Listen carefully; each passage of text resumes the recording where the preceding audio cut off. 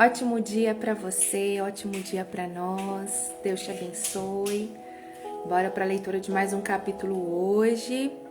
Josué, capítulo 11. Deus te abençoe. Obrigada pela sua companhia, pela sua constância. Que o Senhor possa de fato falar ao seu coração, completar a mensagem dele, trazer entendimento, crescimento, maturidade, aproximação, relacionamento em nome de Jesus. Pega aí sua caneta, pega aí seu marca-texto, sua Bíblia, claro, né?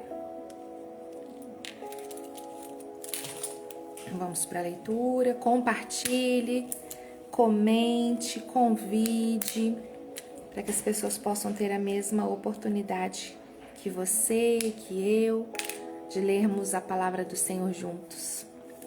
Vamos orar para darmos início? Senhor Deus, nós queremos agradecer ao Senhor pela Tua presença aqui conosco. Tens liberdade para nos conduzir nesta leitura, para nos ajudar neste tempo. Que o Senhor possa falar aos nossos corações. Espírito Santo de Deus, faça o Teu mover em nossas vidas. Revele a nós tudo aquilo que o Senhor deixou para que tivéssemos acesso. Que não seja apenas uma leitura, mas que de fato possamos absorver e aprender todo o ensinamento que o Senhor deixou para nós. Eis-nos aqui, Senhor, que o Senhor possa vir de encontro aos nossos corações, encher-nos mais de Ti e que de nós mesmos possamos diminuir.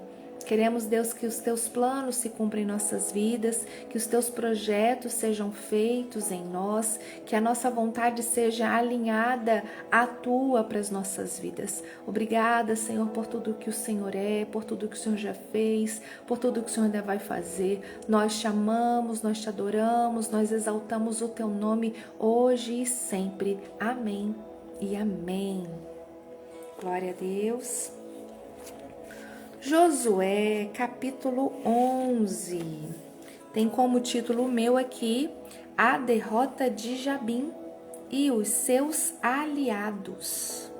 E diz assim, essas coisas chegaram aos ouvidos de Jabim, rei de Azor, e ele mandou mensageiros aos seguintes reis, a Jobabe, rei de Madom, aos reis de Sinron e Aksaf, e aos reis da região montanhosa ao norte, aos do Vale do Jordão, ao sul do lago da Galileia e aos da planície e do litoral perto de Dor. Também enviou mensageiros aos cananeus dos dois lados do Rio Jordão, aos amorreus, aos heteus, aos perizeus, aos jebuseus da região montanhosa e aos heveus que viviam ao pé do monte Hermon, na terra de Mispa. Gente, é gente pra caramba, né? Eles foram com todos os seus soldados, um exército com tantos homens quantos são os grãos de areia da praia do mar. Dá para imaginar mesmo. Pela quantidade de reis aqui, de cidades. Tinham também muitos cavalos e carros de guerra. Todos esses reis juntaram os seus soldados e acamparam perto do riacho de Merom para lutar contra o povo de Israel. E o Senhor Deus disse a Josué, não fique com medo deles. Olha o que o Senhor está falando comigo agora. O Senhor dizia a Josué desde o início, não temas, seja forte, corajoso, eu estou contigo, eu vou na frente, eu estou contigo. Se Josué temesse, o temor de Josué poderia ser capaz de atrapalhar o mover de Deus. Será que o que o Senhor tem para fazer em nossas vidas e através de nós, muitas das vezes tem sido tardio, ao nosso ver, né? Porque para o Senhor nada é fora do tempo dele, tudo se completa, se faz conforme a tua vontade, ele é soberano. Porém, muitas das vezes as coisas que o Senhor já queria fazer em minha vida ainda não aconteceram por conta das minhas ações ou por falta delas. Vocês estão conseguindo me compreender? Então, será que muitas das vezes o meu medo, a minha falta de ação, a minha inconfiança, existe essa palavra?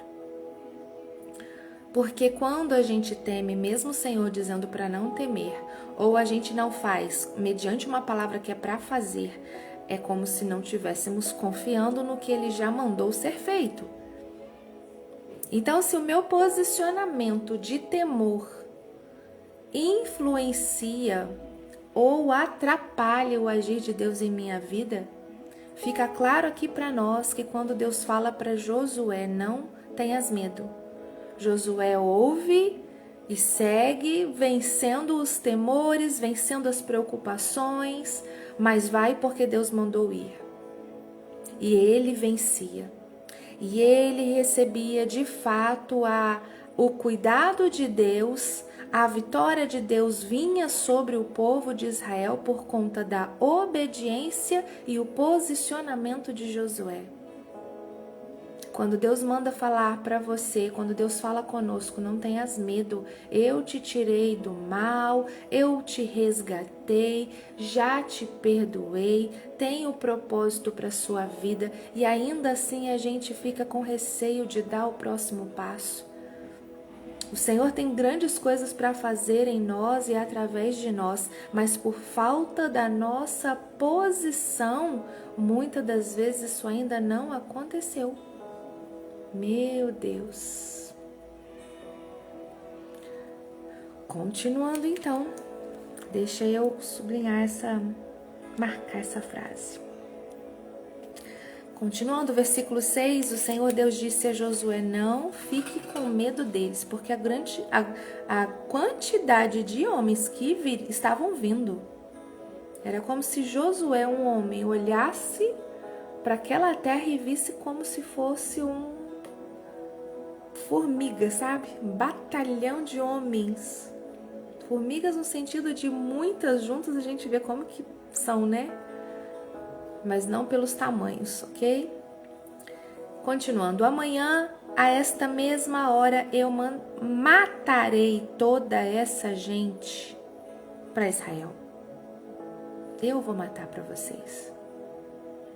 Você alejará os cavalos deles e queimará os seus carros. Fica por conta de cuidar dos cavalos e dos carros. E os homens eu dou conta. Olha só, gente, o que o Senhor estava falando. E assim Josué e todos os seus soldados agiram, atacaram de surpresa perto do riacho de Merom. Deus dava estratégias. Deus dá a estratégia. Ele quer de nós a confiança plena e a atitude de fazer o que Ele manda. Obedece, dá o passo. O Senhor vai dar estratégia, o Senhor vai dar vitória, o Senhor não vai abandonar. Mas nós precisamos sair da onde estava. Parado ali não vai ter vitória, não vai ter derrota do inimigo. É preciso que haja atitude e que avancemos. Aleluia, Senhor. Versículo 8, e o Senhor Deus deu a vitória aos israelitas. Eles atacaram os inimigos e os perseguiram até a grande Sidom e Misrefote-Maim, e até o vale de Mispa a leste. Continuaram a lutar até matarem todos os inimigos. Josué fez como o Senhor havia mandado. Olha, gente, obediência total. Não é porque tá na frente, tá ganhando, vamos mudar, vamos fazer isso aqui, deixa eu fazer isso aqui também, acho que vai ser bom. Obedece, faz o que o Senhor mandou. É a melhor coisa a se fazer, o que Ele mandou. Versículo 10. Então Josué voltou, tomou a cidade de Azor e matou o seu rei. Nesse tempo, Azor era o mais poderoso de todos esses reinos. Os israelitas mataram todos os moradores e a cidade foi queimada. Josué tomou todas essas cidades e os seus reis, matou todos, conforme a ordem de Moisés, servo do Senhor. Mas os israelitas não queimaram nenhuma das cidades construídas sobre ruínas, a não ser Azor, que Josué incendiou. Os israelitas ficaram com todos os objetos de valor e com o gado dessas cidades, mas todas as pessoas foram mortas, não ficou ninguém vivo. O Senhor tinha dado essas ordens ao seu servo Moisés, Moisés as deu a Josué e Josué obedeceu. Olha só, gente. Seguir de fato o mandamento do Pai. Seguir de fato a ordem de Deus. O que o Senhor falou para você, passe para os seus. Ele fez tudo o que o Senhor havia mandado Moisés fazer. Versículo 16. Josué tomou toda aquela terra, isto é, a região montanhosa de Judá, toda a região sul, toda a terra de Gozém, as planícies de Judá, o vale do Jordão e também a região montanhosa e as planícies do litoral de Israel. Essa região ia desde o Monte Alaque, perto de Seir, até Baal-Gade, no vale do Líbano, ao pé do Monte Hermon. Josué matou todos os reis desses lugares, nas guerras que fez por longo tempo contra eles. Nenhuma dessas cidades fez acordo de paz com Israel, a não ser Gibeão, onde moravam alguns heveus. As outras cidades foram tomadas na guerra. O Senhor Deus fez com que os moradores dessas cidades teimassem em lutar contra o povo de Israel, para que assim fossem completamente destruídos e mortos sem dó nem piedade. Olha só que interessante. Primeiro, quero marcar aqui que eu achei interessante dizer que foi um longo tempo de guerra. 18. Por um longo tempo contra eles. Aqui a gente vai tendo um resumo, né? De tempo. Mas perdurou por um período. E... Cadê?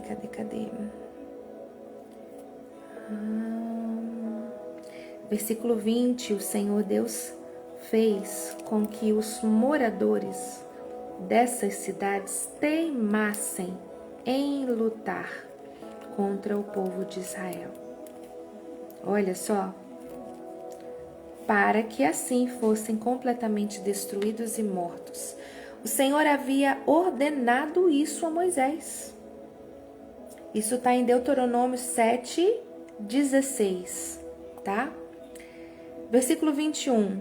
Nessa ocasião, Josué foi e acabou com os gigantes, anaquis, que viviam nas montanhas. Ó, nessa ocasião, Josué acabou com os gigantes, anaquis. Vamos ver aqui. Tá. O meu anaquis está com uma estrelinha. Vamos lá na palavra. Opa, caneta. Cadê? Letra A. Anaquis. Raça de gigantes que nos tempos antigos morava na região montanhosa de Judá. Todos foram acabados. Que viviam nas montanhas em Hebron, Debir, Anabe e em toda a região montanhosa de Judá e de Israel. Josué acabou completamente com eles e destruiu as suas cidades. Nenhum dos anaquis ficou na terra de Israel. Somente alguns continuaram a viver nas cidades de Gaza, Gate e Asdod. Como o Senhor havia ordenado a Moisés, Josué tomou a terra e a deu aos israelitas para ser propriedade deles. Ele dividiu a terra e deu uma parte a cada tribo. E assim a guerra acabou. Até tribo tá marcadinho aqui. Vamos ver o que quer dizer. Por que tá marcado? Nós já sabemos o que é tribo. Mas vamos ler. Tribo. Cada um dos 12 grandes grupos, descendentes dos 12 patriarcas, os filhos de Jacó, em que se dividia o povo de Israel. Amém. E é naquele versículo ali onde eu falei que estava em Deuteronômio 7:16, eu vou pegar aqui pra gente ver. Deuteronômio 7:16 e diz assim: acabem com todos os povos que o Senhor nosso Deus entregar nas mãos de vocês. Não tenham pena deles, nem adorem os seus deuses, pois isso seria uma armadilha mortal para vocês. Aonde o povo ia avançando, tinha a ordem dada por Deus, entregue a Moisés, que passou para Josué, de exterminar o povo daquele lugar, porque tinham costumes, tinham deuses a qual eles serviam. O povo tinha que chegar e acabar para que não tivesse nem contato, para que nenhum enfraquecido pudesse querer saber, aprender, ter contato e acontecer de se perder por conta disso. Então Deus foi direto. Acabe, porque se isso acontecer, vai ser um pecado mortal. E assim foi feito. Glória a Deus, mais um capítulo lido. Vamos orar? Pai, gratidão, Senhor. Como é bom ler e poder entender, poder de fato absorver, aprender, imaginar.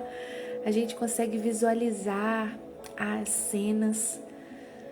Eu não consigo lembrar de todos os nomes que eu já li até aqui. O Senhor sabe disso. Me conhece mais do que eu mesma.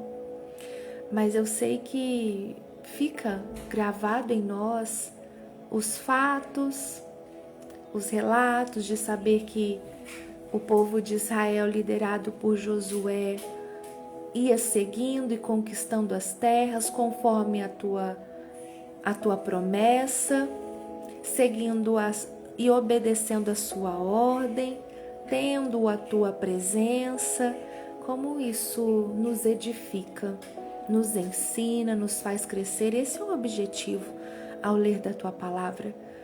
Eu peço, Pai, que o Espírito Santo nos ajude nessa compreensão todos os dias que abrimos a Bíblia. Não queremos ler por ler. Não permita que um capítulo passe sem que de fato tenhamos absorvido a mensagem que o Senhor tem para nós. Porque tudo que está aqui registrado é de fato o desejo do Senhor que tivéssemos conhecimento e assim seja feito em nós. Em nome de Jesus. Amém e amém. Glória a Deus. Vou pegar meu marca-texto que caiu aqui. Peraí, gente. Eu também, meu amor, eu também. Glória a Deus.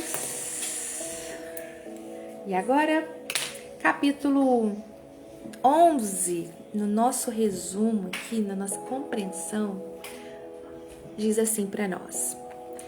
Se o capítulo 10 foi o milagre explosivo do sol parado, o capítulo 11 é a prova de fogo da consistência.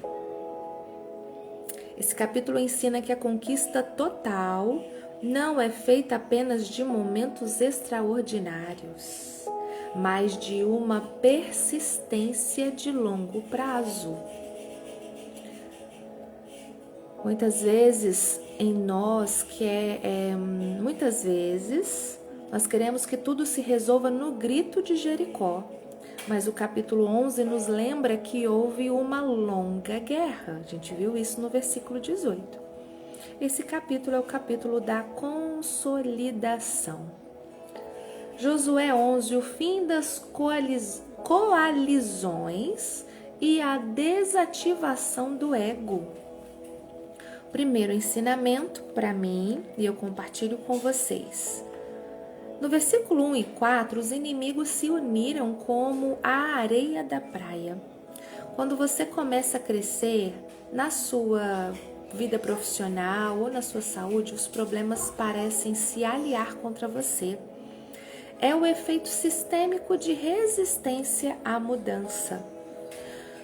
Entenda que o tamanho da oposição é apenas um indicador da importância do território que você está prestes a herdar. Amém, Pai. No versículo 6, Deus manda Josué jarretar os cavalos e queimar os carros. Olha, na sua Bíblia estava com esse texto, essa palavra, esse termo. Jarretar, eu acredito que é alejar, mas vamos ver o que de fato significa. Jarretar, significado: cortar os jarretes, os tendões dos músculos posteriores da coxa. Gente, que interessante! Como uma palavra cirúrgica, é amputar algum membro, decepar, cortar. Que isso! Então, é isso. Jarretar os cavalos e queimar os carros.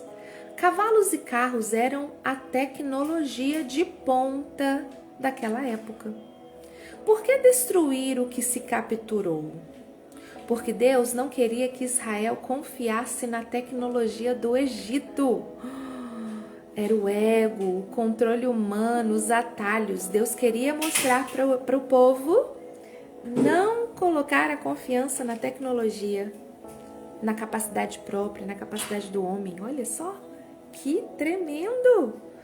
Código para nós na sua vida, Glaucia, às vezes Deus pede para você desativar métodos antigos que te deram sucesso no passado, mas que não servem para o seu novo nível. Não lute as batalhas do reino com as armas do mundo. Manipulação, força do braço, ansiedade. Versículo 18. Por muito tempo Josué fez guerra contra todos estes reis. Aqui entra a paciência. A magia não é um truque rápido, é uma construção. Se o seu processo de emagrecimento ou a escala no seu trabalho parece demorado, não desanime. A longa guerra é o que garante que nenhum rei ou um pensamento sabotador fique escondido para trás. Acho que o termo que ele usou aqui é errado, mas que eu mudaria, porque é o que nós acreditamos de fato, é sobre o milagre, não a magia. O milagre não é um truque rápido. O milagre ele vem numa construção de princípios, atitudes, comportamento, confiança, obediência, né? Segundo ponto, no caso agora, para todos nós, e diz assim o tema: não deixe raízes do passado no seu futuro. O perigo das sobras. Josué destruiu Azor completamente, entre parênteses, foi a cabeça dos reinos, foi o que juntou todos os reinos ali. Não podemos ser bonzinhos com aquilo que Deus mandou exterminar. Se você decidiu mudar o seu estilo de vida, não pode deixar um pouquinho do sedentarismo ou um pouquinho de má alimentação. Tá falando com a gente, comigo aqui. Corte a cabeça da velha mentalidade para que ela não se reorganize.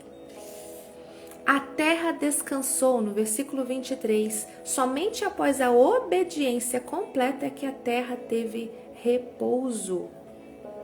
O descanso, entre parênteses, a paz mental, a estabilidade emocional, fecha parênteses, é o fruto da conclusão.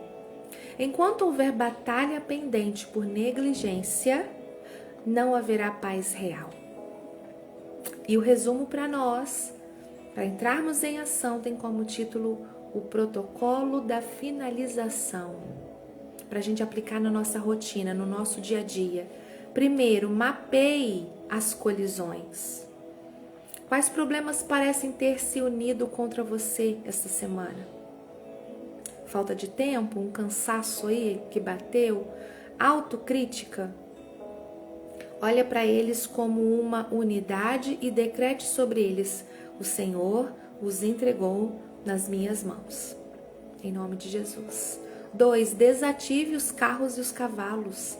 Identifique uma ferramenta ou um comportamento que você usa para se garantir, entre parênteses, o perfeccionismo, controle total da situação, fecha parênteses, e queime-os. Aprenda a confiar em Deus e não apenas na sua força. 3. Celebre a longa marcha. Se você está cansado da rotina, lembre-se, a constância é o que limpa a terra. Cada dia de fidelidade é um rei a menos no seu futuro. Cada dia de fidelidade é um rei a menos no seu futuro. Aleluia. A nossa frase de hoje: a paz não vem quando os problemas desaparecem, mas ela vem quando você termina de vencer cada um deles. Não tenha medo da longa guerra. Deus não está te dando apenas uma vitória rápida. Ele está consolidando seu domínio sobre o território da sua promessa.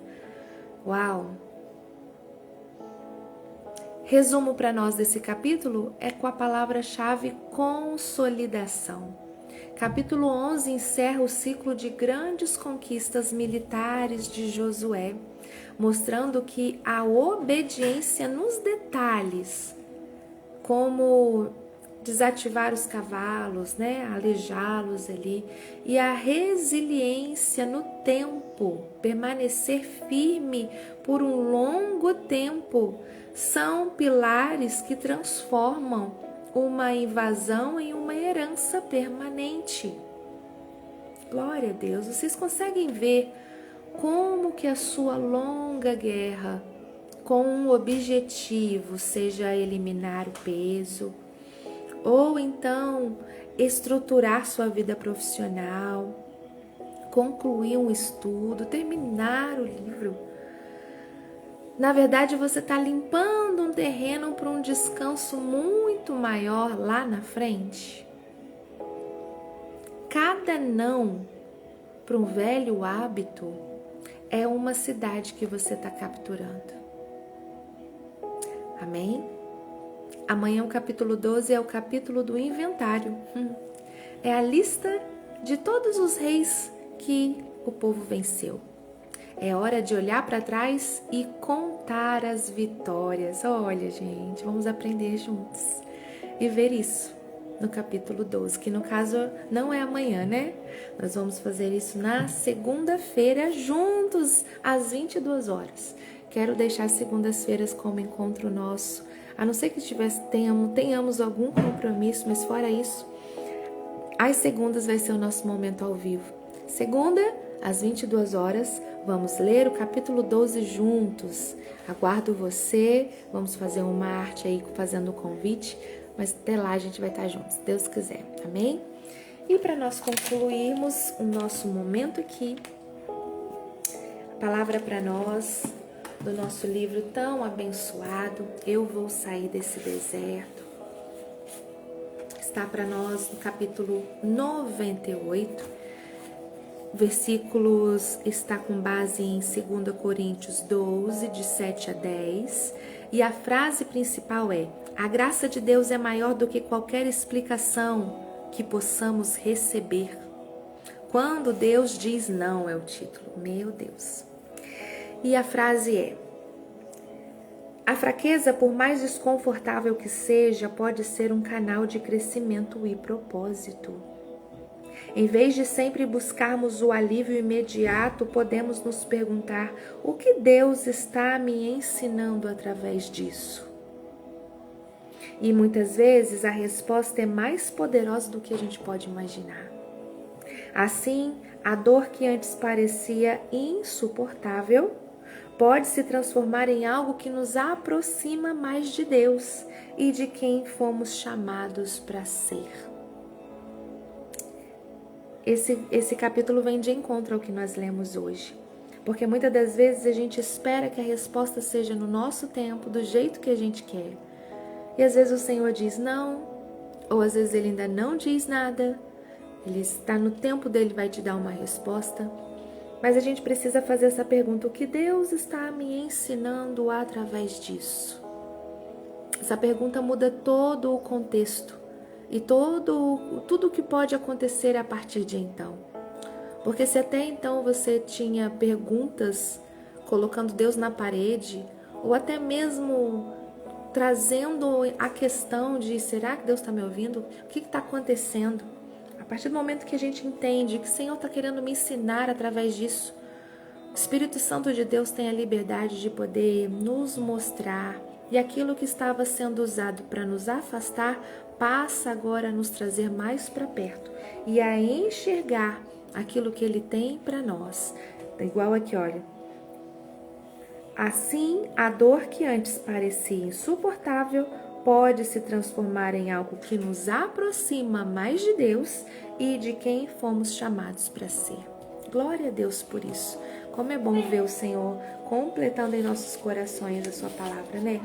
Que Ele abençoe sua vida, abençoe seu dia, abençoe seu final de semana, abençoe sua família, sua casa. Que o Senhor esteja contigo em todo o tempo, conduzindo a sua vida. Até então, segunda-feira, às 22 horas, se Deus quiser, juntos aqui. Um beijo, fica com Deus. Comenta aí pra mim o que você achou desse capítulo e se eu posso contar com você segunda-feira ao vivo aqui, às 22, ok? Beijo, fica com Deus e até. Tchau, gente.